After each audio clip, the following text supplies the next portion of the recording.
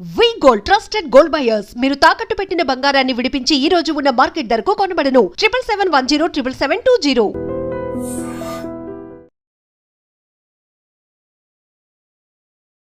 IDream media ప్రేక్షకులందరికీ స్వాగతం సుస్వాగతం. నా పేరు ప్రియదర్శన్. నాతో పాటు ఉన్నారు traditional healer and herbalist B Anjaneyaraju గారు. మాట్లాడదాం. సార్ నమస్తే. నమస్కారం అండి. బాగున్నారు సార్? బాగున్నానండి సార్. ఇప్పుడు అందరికీ కిడ్నీలో స్టోన్స్ అనేవి పెద్ద ప్రాబ్లం అయింది. అంటే కిడ్నీ గురించి తెలుసుకుంది ఏంటంటే అది ఒకసారి ఒక కిడ్నీ పోయిందంటే అది ఇంక తిరిగి రానట్టే. అవునండి. డ్యామేజ్ అయిందంటే ఇంక మళ్ళీ దానికి రికవరీ ఉండదని చెప్పి. అవును. సో ఇది ప్రధాన సమస్యగా మారింది. చాలా మంది ఏమనుకుంటున్నారంటే వాటర్ తాగకపోవడం వల్ల మాత్రమే కిడ్నీ ప్రాబ్లమ్స్ వస్తాయని అనుకుంటున్నారు. వాటర్ ఎక్కువ తాగితే మళ్ళీ స్టోన్స్ కరిగిపోతాయి, సాల్వ్ అయిపోద్ది అని అనుకుంటున్నారు. మీరు అసలు రూట్ కాజెస్ ఎన్ని ఉన్నాయి అండ్ ఓన్లీ వాటర్ వల్ల తగ్గిపోద్దా లేదా ఇంకేమైనా జాగ్రత్తలు తీసుకోవాలా అని చెప్పండి. అంటే అనేక రకాల జాగ్రత్తలు తీసుకోవాలండి. వాటర్ వల్ల ఒకటి కాదు. మీకు కిడ్నీ సమస్య అనేది కిడ్నీలో స్కార్ స్టార్ట్ అవుతుందండి కొంతమందికి. ఆ స్కార్ వల్ల కూడా స్లోగా అది పెరగడం వల్ల కూడా కిడ్నీ ప్రాబ్లం వస్తుంది. అలాగే హై ప్రోటీన్ విపరీతంగా తినటం వల్ల కూడా కిడ్నీ సమస్య రావడానికి ఆస్కారం ఉందండి. అప్పుడు మీరు అన్నట్టుగా వాటర్ అనేది ఎఫెక్ట్ చూపిస్తుంది.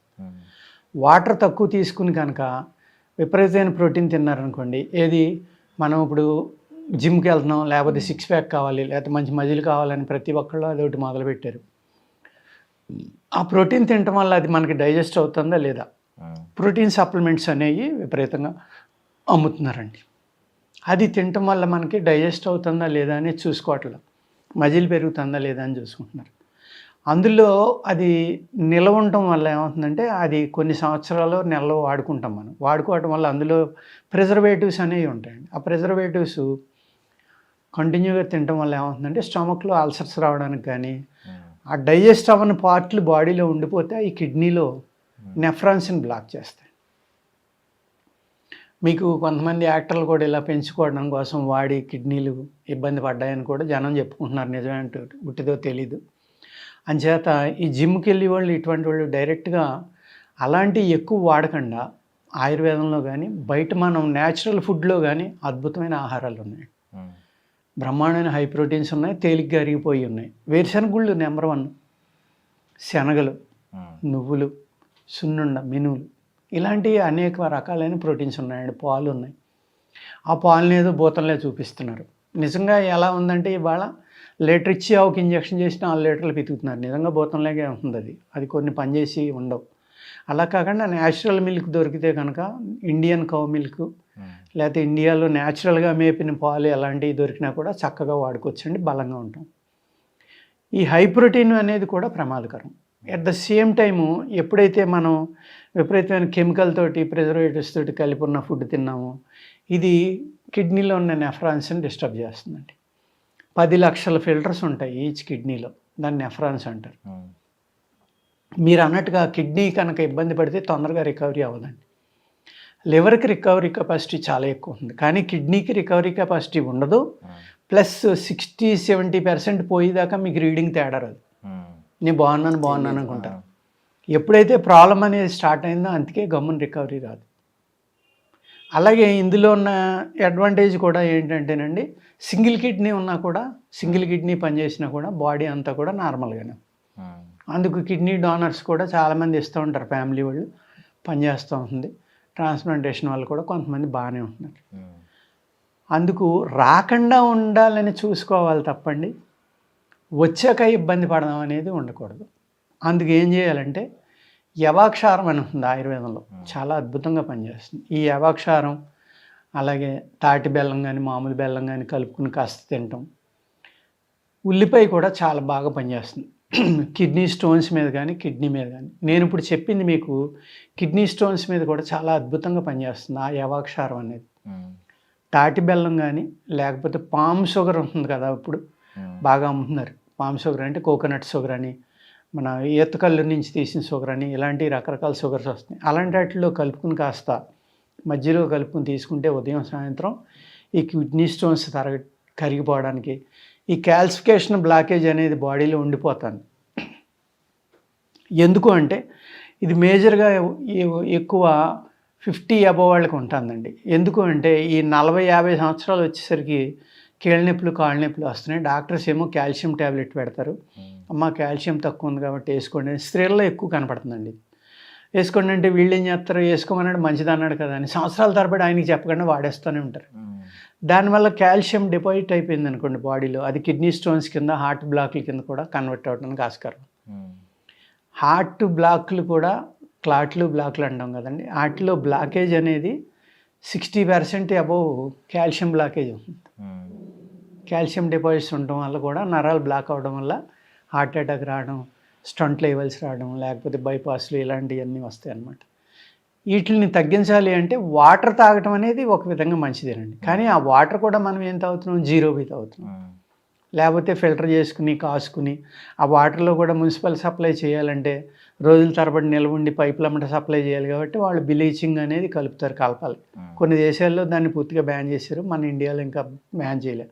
ఆ బ్లీచింగ్ వల్ల కూడా అనేక జబ్బులు రావడానికి ఆస్కారం ఉందండి. అందుకనే మున్సిపల్ వాటర్ అయినా సరే కాసుకుని వడపోసుకుని వాడుకుంటే కొంతవరకు మనం సేఫ్ సైడ్లోకి వెళ్తాం, ఈ కిడ్నీ ప్రాబ్లమ్స్ నుంచి బయటపడవచ్చు. అతి కాల్షియం ఉన్న వాటర్ ఉంటుంది కొన్ని విలేజ్లో, వాళ్ళకింత అవేర్నెస్ ఉండదు కాబట్టి తాగుతారండి. అక్కడ కూడా ఈ స్టోన్ పెరగడానికి, కిడ్నీ స్టోన్స్ రావడానికి, కిడ్నీలు పాడవడానికి ఆస్కారం ఉంది. అలాగే జాలరి వాళ్ళు, మత్స్యకారులు అంటాం కదా మనం, ఫిషర్మెన్, వీళ్ళు డైలీ ఫిష్ తింటారు. ఆల్మోస్ట్ ఫిష్ కానీ పీత కానీ రొయ్యి కానీ ఏదో ఒకటి. ఈ సీ ఫుడ్ అన్నట్లో కూడా హయ్యెస్ట్ కాల్షియం ఉంటుందండి. కాల్షియం డెఫిషియన్సీ ఉన్నవాళ్ళు, ఎన్వి తినేవాళ్ళు అవి తింటే సరిపోతుంది. వెజిటేరియన్స్ ములగాకు ఇలాంటి ఎగ్ షెల్ కూడా నెంబర్ 1 కాల్షియం. మనం షెల్ బయట పడేస్తాం, ఆ షెల్ను కూడా మనం వాడుకోవచ్చు కావాలంటే.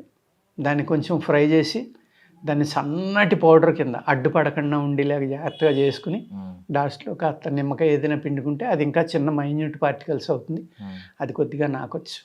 లేకపోతే మన సున్నం దొరుకుతుంది బయట, రాతి సున్నం కానీ గుల్ల సున్నం కానీ. అలాగే ఆయుర్వేదంలో కౌడి అంటారండి, వీటి నుంచి మన గవ్వల నుంచి చేస్తారు, ఆల్చెప్పల నుంచి చేస్తారు, అనేక రకాల భస్మాలు ఎముకల నుంచి చేసి ఇలాంటివి ఉన్నాయి. ఇప్పుడు యానిమల్ ఏవి కూడా వాడకూడదు కాబట్టి దాన్ని బ్యాన్ చేశారు. ఈ కౌడి భస్మం అని, చిప్పల భస్మం అని, ఇలాగ అనేక రకాల భస్మాలు దొరుకుతాయి. కాల్షియం భస్మాలు చాలా అద్భుతంగా పనిచేస్తాయి. మీకు కాల్షియం డెఫిషియన్సీ తగ్గుతుంది, ప్లస్ బాడీలో నిల్వ ఉండవయి, ఎక్స్ట్రా ఏమైనా ఉంటే బయటికి పోతాయి. ఇచ్చిన డోసు బాడీ అబ్జర్వ్ చేసేసుకుంటుంది. అలా న్యాచురల్గా కొన్ని వాడుకుంటే కనుక ఈ ప్రాబ్లం నుంచి బయటపడవచ్చండి. అదేవిధంగా ఈ కిడ్నీలో ఏమవుతుందంటే ఓన్లీ క్యాల్సిఫికేషన్ బ్లాక్సే కాకుండా మనం తిన్న ఆహారంలో ఏ అయితే కెమికల్స్ ఉన్నాయో వాటి వల్ల కూడా కిడ్నీ కెపాసిటీ తగ్గిపోతుందండి.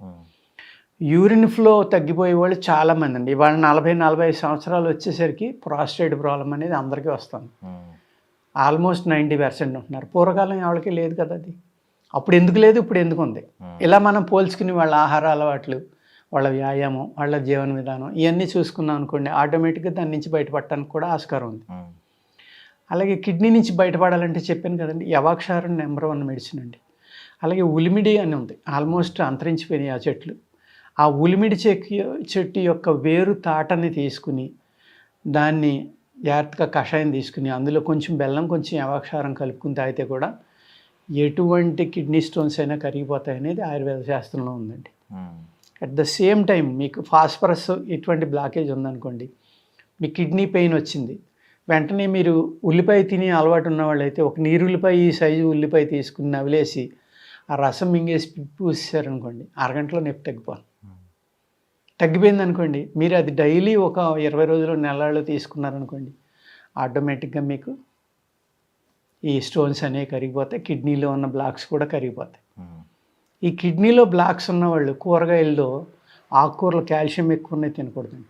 పాలకూర ఇలాంటివి తినకూడదు, పాలు ఎక్కువ తాగకూడదు.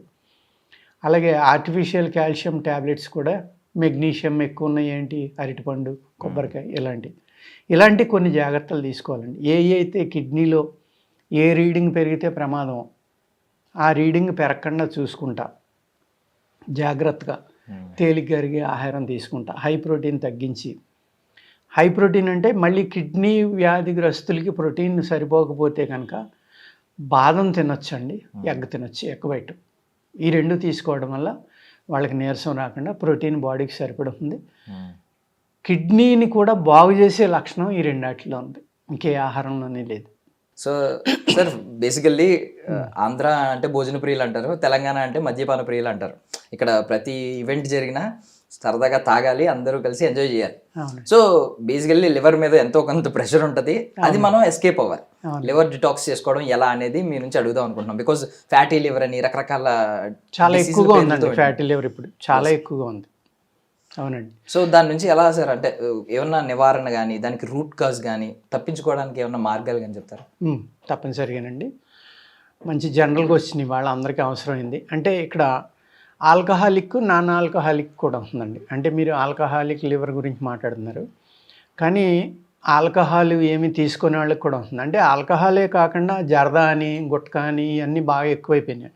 వాటి వల్ల కూడా లివర్ క్యాన్సర్ రావడానికి, లివర్ పాడవడానికి చాలా ఎక్కువ అవకాశాలు ఉంటాయి.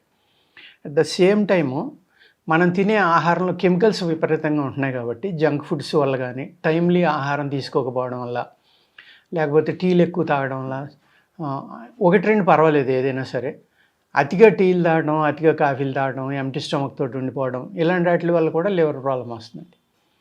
అలాగే గ్యాస్ట్రిక్ ప్రాబ్లం అంటే అమీబియాసిస్ వల్ల వచ్చిన గ్యాస్ట్రిక్ ప్రాబ్లం కనుక ముదిరిపోయినా కూడా లివర్ ప్రాబ్లం రావచ్చు.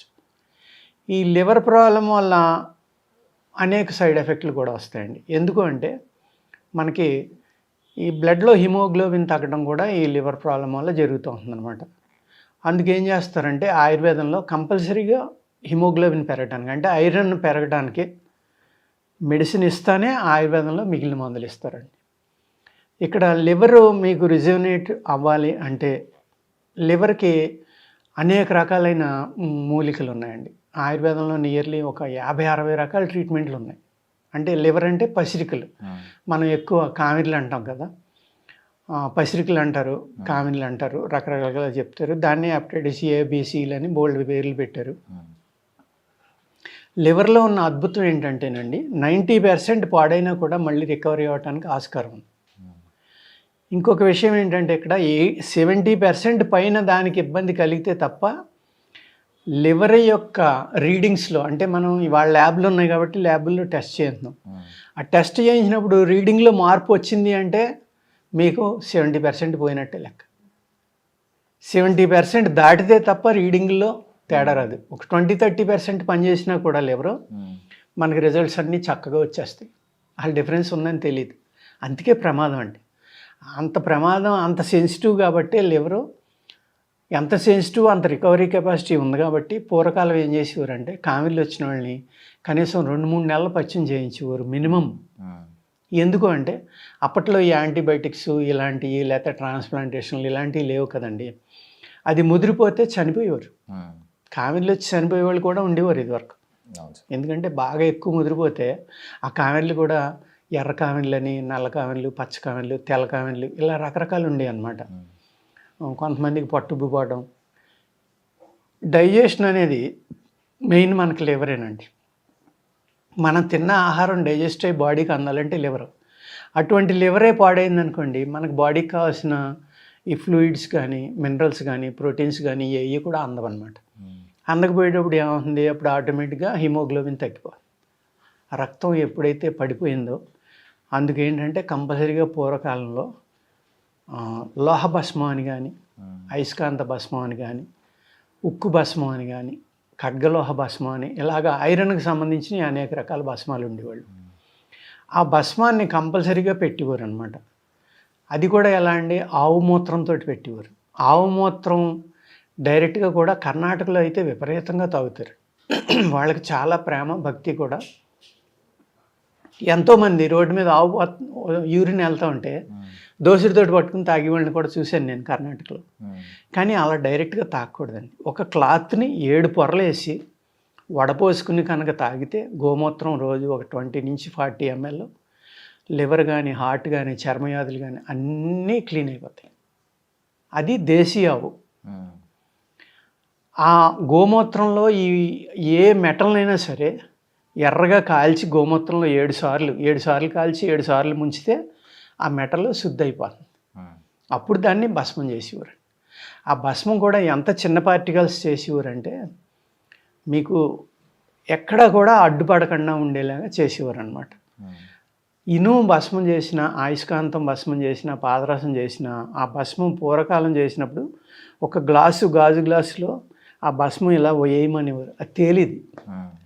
తేలితేనే అది సరైన భస్మం, తేలకపోతే వాడకూడదు. ఇప్పుడు నానో టెక్నాలజీ ద్వారా అమెరికాలో బంగారు భస్మం చేసి క్యాన్సర్ మీద వాడుతున్నారు. అది రిజల్ట్ బాగుంది. వాళ్ళు చేస్తే సంసారం, మనం చేస్తే వ్యభిచారం. వాళ్ళు మెటల్స్ వాడచ్చు, పర్వాలేదు. కానీ ఏమంటారు, ఆయుర్వేదమా, మెటల్స్ వాడతారు, కిడ్నీలు పోతాయి, లివర్ పోతాయి, తినకూడదు, అంతే.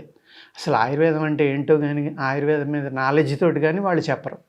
అంటే మన యొక్క నాలెడ్జ్ని ఆ విధంగా తప్పుదోవ పట్టించి ఈ ఆయుర్వేదం అనేది నాశనం చేస్తే తప్ప అల్లోపతి అమ్ముకోలేమనే ఉద్దేశంతో ప్రత్యేకంగా 1857లో ఒక వైస్రాయ్ని అపాయింట్ చేసి ఇండియాలో ఉన్న అయితే కళలు ఉన్నాయో, ఒక నేత పని కానీ, ఆయుర్వేదం కానీ, యోగా కానీ, ఇంకోటి కానీ, మన శాస్త్రాలు కానీ, ఇవన్నిటిని పాడు చేసేసి ఈ ఇంగ్లీష్లోకి అల్లోపతిలోకి వస్తే కనుక వీళ్ళ యొక్క ట్రెడిషన్ చాలా గొప్పదే.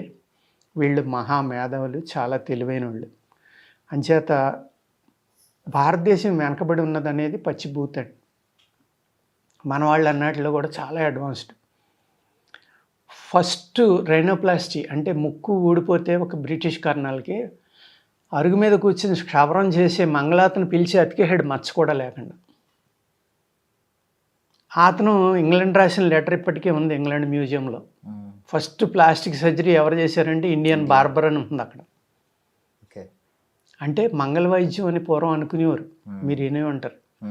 ఎంత అద్భుతాలు చేసేవారంటే వాళ్ళు, వైద్యం కూడా ఉండేది అప్పట్లో. ఇవాళ మనకి ఏమీ తెలియదు అంటారు, మనకు సైన్స్ లేదంటారు. ఆయుర్వేదంలో లివర్ 90% పోయినప్పుడు కూడా బాగు చేయడానికి అనేక రకాల అద్భుతాలు ఉన్నాయి. కంట్లో ఎత్తే లివర్ బాగవటానికి ఉంది. మోదుగు చెట్టు అని ఉంటుందండి. ఆ మోదుగు చెట్టు యొక్క జిగురు కంట్లో కాటుకు పెడితే కామెర్లు తగ్గిపోతాయి, సిరోసిస్ తగ్గిపోతుంది. బాగా మండుతుంది. కాకపోతే ఎంత అద్భుతం చూడండి, ఒక కంట్లో కాటికి పెట్టడం ఏంటి, లివర్ తగ్గిపోవడం. ఇవాళ రైట్ సైడ్ వాళ్ళు దెబ్బతింటే హార్ట్కి లెఫ్ట్ సైడ్ హ్యాండ్లోంచి పెడుతున్నారు. ఆ రోజునే ఆయుర్వేదంలో నీకు కుడి బొగ్గలో ఉన్న పన్ను నొప్పి ఉంటే ఎడం చెవిలో పలానా ఆకుపసరిపోయి తగ్గిపోతుందని.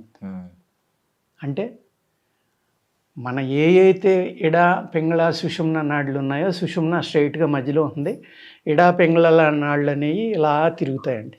దాన్ని బట్టే శరీరంలో నాడుల యొక్క నిర్మాణం అవుతుంది. అందుకు ఎడం పక్కన ఉంటే కుడి పక్క దాంట్లో పోయాలి, కుడి పక్కన ఉంటే ఎడం పక్కన పోయాలి. ఇవాళ మోడర్న్ సైన్స్లో ఆ మాటలు చెప్తున్నారు. మరి వాళ్ళు 1000 సంవత్సరాల క్రితం ఎలా చెప్పారు? అదేవిధంగా మీరు కాకరాకు యొక్క పసరు తీసుకుని మీరు, లేదంటే కాకరాకుని పూర్తిగా నలిపేసి, పసరు చాలా చేదుగా ఉంటుంది తాగలేరు అనుకుంటే మజ్జిగలో కలిపిస్తే ఒక 20 ml ఒక వారం రోజులు లివర్ నార్మల్ అయిపోతుంది. అదే ఆకు నూరి మీరు బొడ్డు మీద వేసి కట్టేస్తే ఒక్క 10 రోజులు కడితే కామెలు తగ్గిపోతాయి, లోపలికి మందు కూడా అక్కల. ఇలాగ అనేకమైన అద్భుతాలు ఆయుర్వేదంలో లివర్ మీద ఉన్నాయండి. ఈవెన్ సిరోసిస్ని కూడా మేము వెనక్కి తీసుకొచ్చినాయి అనేక కేసులు ఉన్నాయి. ఆ కేసులు చూసే నన్ను ICFREలో థింక్ ట్యాంక్ నెంబర్ కింద అపాయింట్మెంట్ చేశారు. త్రిపుర గవర్నమెంట్లో సీఎంకి మెడిసినల్ ప్లాంట్ బోర్డులో అడ్వైజర్గా చేశాను. ఓన్లీ ఆ కేసు చూసే వాళ్ళకి అర్థం అవ్వక. హెపటైటిస్ C కూడా 50 లక్షలు కోటి ఉన్నదాన్ని 10,000లోకి 8,000లోకి తీసుకొచ్చాం. పూర్తిగా జీరోకి తీసుకురాలేకపోయామండి. నెగిటివ్ రాలేదు కానీ సేఫ్ సైడ్ కదా. 99.9% తగ్గిందంటే సేఫ్ కదా. మనిషిని బతికించాం కదా, సరిపోతుంది కదా. 15 ఏళ్ళు అవుతుంది, ఆవిడ ఇప్పటికే ఉంది.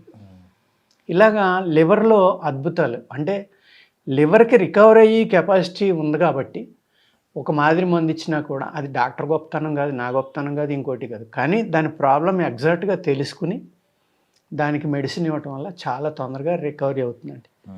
ఇవాళ యంగ్ పీపుల్లో కూడా చాలామందిలో ఈ లివర్ ప్రాబ్లం అనేది వస్తుంది. ఫ్యాటీ లివర్ మీరు 100 మందికి టెస్ట్ చేస్తే 70% ఫ్యాటీ లివర్ ఉంటుంది, 80% కూడా ఉంటుంది. ఎందుకు? గ్రేడ్ 1, గ్రేడ్ 2, గ్రేడ్ 3 లివర్కి మందు లేదంట అని నాకు ఫోన్ చేస్తుంటారు. ఏమీ లేదు సార్, మీరు 2 నెలలు వాడుకోండి అంటూ ఉంటాం మేము. లేకపోతే ఇలాంటివి ఏయో చెప్తాం. హ్యాపీగా రోజు ఒక నేలవేము మాత్ర కట్టుకుని మిరియాలు అది నేలవేము ఆకు మిరియాలు కలిపి నూరి బఠానీ గింజలు మాత్ర కట్టుకుని రోజు ఒకటి వేసుకొని సరిపోదు. లేకపోతే నేల ఉసిరి మిరియాలు కలిపి మాత్ర కట్టుకొని రోజు ఒకటి వేసుకొని సరిపోదు. సింపుల్ అనమాట. అంత ఎందుకంటే లివర్ అత్యధిక ప్రమాదం కలిగింది కాబట్టి లివర్ మీద మన పూర్వీకులు అద్భుతమైన పరిశోధన చేసి ఉంటారు. ఒక 50-60 రకాలుగా లివర్ ప్రాబ్లం తగ్గించడానికి మందులు ఉన్నాయి. పొంగించిన పటిక కాడించి దొండాకు, కాకరాకు, నేలవేము, నేల ఉసిరి అనేక వీడియోలు చేశానండి నేను. అవి ఎలా చేసుకోవాలో కూడా చెప్పాను. చేత లివర్ నుంచి బయటకు పడడానికి ఆయుర్వేదంలో అద్భుతమైన మెడిసిన్స్ ఉన్నాయి. మీ ఫుడ్ హ్యాబిట్స్ మట్టుకి లివర్ ప్రాబ్లం ఉన్నవాళ్ళు ఎవరైనా సరే హై ఫ్యాట్ అనేది ఎట్టి పరిస్థితుల్లో ప్రోటీన్ తినకూడదండి. ఎందుకు అంటే అది అరిగించడానికి కావాల్సిన అవయవం కాబట్టి అది వీక్ అయితే మీకు ఇండైజెషన్ అనేది వచ్చి మీరు తిన్న ఆహారం అరగకపోతే మీరు చనిపోవడానికి కూడా కాజ్ అవుతుంది. అందుకు దానికి విశ్రాంతి ఇస్తే దానికి విపరీతమైన రికవరీ కెపాసిటీ ఉందన్నాను కదా, విశ్రాంతి ఇస్తే సరిపోతుందండి. అంటే చాలా తేలిగ్గా అరిగిపోయేది బియ్యం జావా, బార్లీ జావా ఇలాంటి జావలు ఎక్కువ తీసుకుని ఆ జావ పెట్టుకునేటప్పుడు కూడా ఆ బార్లీ కానీ ఆ బియ్యం కానీ శుభ్రంగా కడిగి వేపించుకుని బ్రౌన్ కలర్ వచ్చేలాగా దాన్ని జావగా పెట్టుకోవాలి. ఆ జావ కూడా ఎలా అంటే 6 కప్పులు వాటర్కి ఒక 3 చెంచాలు ఈ పొడి వేసి కలుపుకొని చక్కగా కాస్త పెప్పర్ వేసుకొచ్చి లైట్గా సాల్ట్ వేసుకుని అది అస్తమానం కావాల్సినప్పుడల్లా వేడివేడిగా తాగుతూ ఉంటే మంచి శక్తి వస్తుంది. లివర్ శ్రమ పడకుండా అరిగిపోతుంది ఆహారం. దానివల్ల ఏమవుతుందంటే రికవరీ చాలా ఫాస్ట్గా అవుతుంది అనమాట. అందుకు లివర్ ప్రాబ్లం ఉన్న వాళ్ళు ఎట్టి పరిస్థితుల్లో ఎన్వి తినటం కానీ, ఎక్కువ ఫ్యాట్ ఫుడ్లు తినటం కానీ, ఎక్కువ ప్రోటీన్ కానీ అలాగే ఇలాంటివి తినకుండా ఉంటే దానికి విశ్రాంతి ఇచ్చి మందులు వాడితే కనుక అద్భుతంగా లివర్ని మళ్ళీ వెనక్కి తీసుకొచ్చి ఆ మనిషికి హెల్ప్ చేయొచ్చు. Thank you sir, thank you so much for your valuable time.